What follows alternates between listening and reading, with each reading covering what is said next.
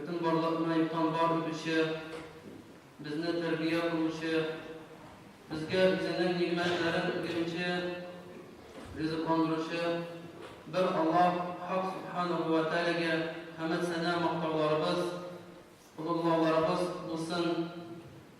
Onun so'nggi elchisi sevgili Peygamberimiz Muhammed Mustafa sallallahu aleyhi ve sellem'ge ko'ngillarımızdan ko'rinan chiqqan salovat sharifalar ham salomlar erishsin. Jumga kelgan so'rlar Alloh Taolaning amrin bitim deyip do'st taharat olib Çista matur kimden kelgan hurmatli mu'min musulmon kardeşler, assalomu alaykum ve rahmetullahi ve berekatuhu. Allah subhanahu ve teala bizning nimetlerin, bereketlerin bilsin, barchamizga da. Elhamdülillah. Rajab hem Şaban, Ramazan ayı turunda aldan haber bile turgan aylar bulup tura.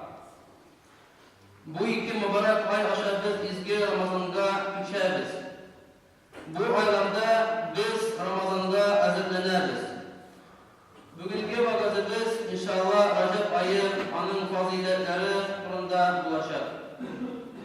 Peygamberimiz Muhammed Mustafa sallallahu aleyhi ve sellem bir hadiste Recep Allah'ın ayı, Şaban benim ayım, Ramazan ümmetiminin ayı deyip etken. Birey Peygamberimiz Aleyhisselatü Vesselam'dan Ya Resulallah, niçin Recep Allah ayısın ol? Deyip soragan. Resul-i Ekrem Aleyhisselatü Vesselam bu ayda çın günelden tevbe etmişlerge Allah Teala'nın mağfireti ine. Bu ayda kan tügü soğuşlar duyulgan. Bu ayda Allah Teala bütün peygamberlerinin dualarını kabul kılgan hem köpküne avliyalarını, izgilerini, düşman kullarının kutkargan deyip anlatkan. Recep ayında kılgan gamel ve ibadetler için Allah Rabbimiz sevaplarını arttırıp birer. Bu ayda sadakalar biru, fakirlerini aşatı, muhtaçlarga yardım etü, miskinlerini şartlandırı, vakitinde okunmadan namazlarını kaza kılı, İhlas Suresinin yaşayıp okurken gadet olup sanalar. Peygamberimiz Muhammed Aleyhisselatü Vesselam Recep ayının birinci cümlasına karşı bulgan işte uyar kulaga kengeş etken. Ferişteler anı Ragayip Gecesi deyip ataganlar. Köp asırlar davamında Müslümanlar bu geceye zor ehemmiyet verir. Bu vakitte dualar kabul bular. Sevgili Peygamberimiz Aleyhisselatü Vesselam 5 gecede Allah-u Teala üst kullarının ötüşlerini kabul kılır. Ragayip, Baraat, Cumga gece, Ramazan tam Kurban gayetine karşı geceler deyip etken. Bu gecelerde Müslümanlar Rabbaları tam kırmışları turunda uylanarlar, fikir yürüterler, Kur'an'ını küpütüp okuyular, dualar kılarlar. Allah-u Teala bizge bu gecelerde günahlardan paklanırga, özümüzün izgi niyetlerge, maksatlarga erişirge zor mümkünlük verir. Biz bu gecelerde iktibarlılar bulurga, alarını şartlanıp, suyunub, karşı alırga yiyeceğiz. Ninesin ulu Ragayip gecesi? Bu sevgili Peygamberimiz Aleyhisselam'ın etisi Abdullah bilen enisi Emine'nin nikahlaşkan günleri. Recep ayı tagın bir mübarek gece bilen bizetlengen. Bu Miraç gecesi. Recep ayının 26. gününden 27. karşı işte bular. Miraç Türk'e aşkı degen mevleni anlata hem bu gece Peygamberimiz Muhammed sallallahu aleyhi ve sellem turmuşunda olup mucize bulup sanalar. Recep ayının 27. gününde Resulümüz aleyhissalatu vesselam Allah'ın kudreti bilen gadeti bulmadan sefer kılar.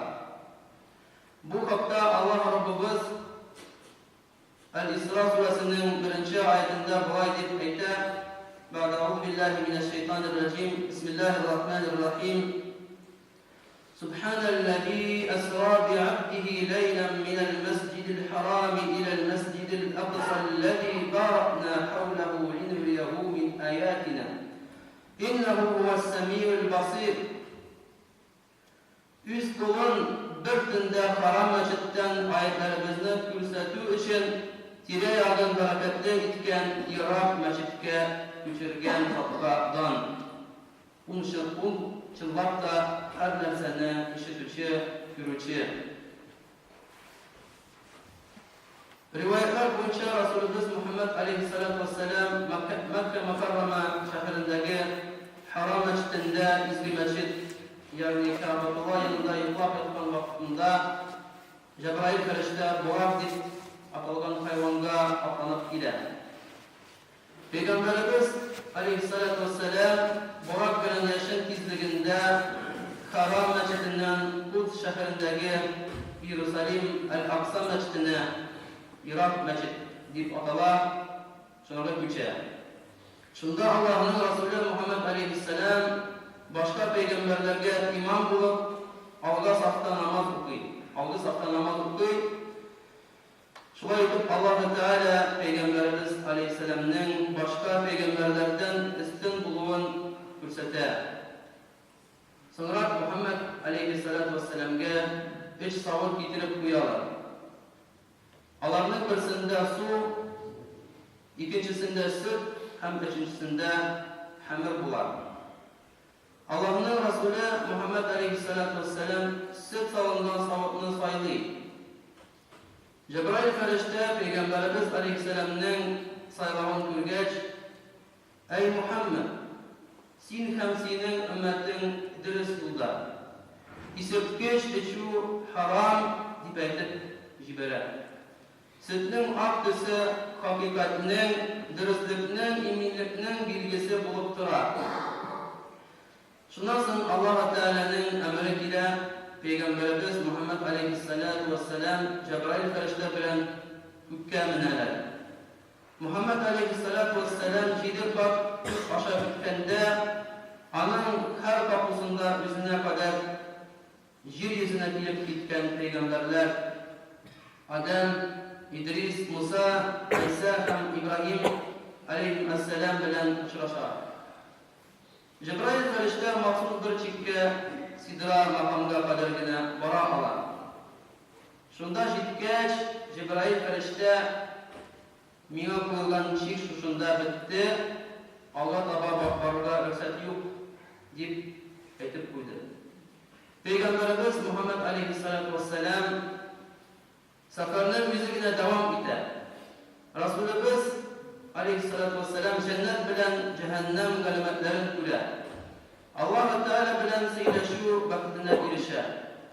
Allah huzuruna bargaç, "Ettehiyyatu lillahi ve salavat ve tayyibat" selamli, yani dirhamden gıybetlerimiz varsa fakat Allah için güne. Allah Teala "Esselamu aleyke eyyühen nebi ve rahmetullahi ve berekatuhu" deyip cevap verir. Yani ey peygamber, sana Rabbinin selamı, rahmeti ve bereketi bulsun.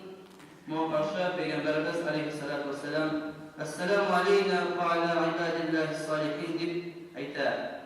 Yani bizga ham Alloh taolaning har bir izgi bandalarına da selam bulsun. Shundan so'ng farishtalar "Ashhadu an la ilaha illalloh ve ashhadu anna Muhammadan abduhu ve rasuluhu" deb dediler.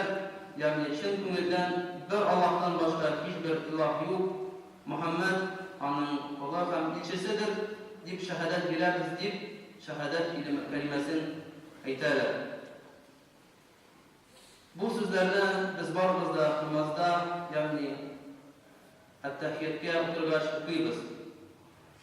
Biz ish zotning Alloh subhanahu va taolaning Peygamberimiz Muhammad aleyhisselamning ham farishtalarning aytgan so'zlarini qabatlaymiz. Shunga ko'ra hadis sharifda Peygamberimiz Muhammad Mustafa sallallohu alayhi vasallam aytgan, namoz mu'minning miroji, намазда без Аллаһ Тәгалә белән сөйләшәбез, аңа мөрәҗәгать итәбез, аннан ярдәм сорыйбыз, аңа якын булабыз.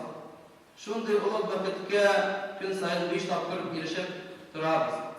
Аллаһ Субханаһу ва Тәгалә шушы кичәдә Пәйгамбәре Мөхәммәд алейһиссәламгә 3 бүләк тапшыра. Беренчесе 5 вакыт намаз фарыз кылына. Икенчесе Аль-Бакара сурасының ахыргы аятлары бирелә.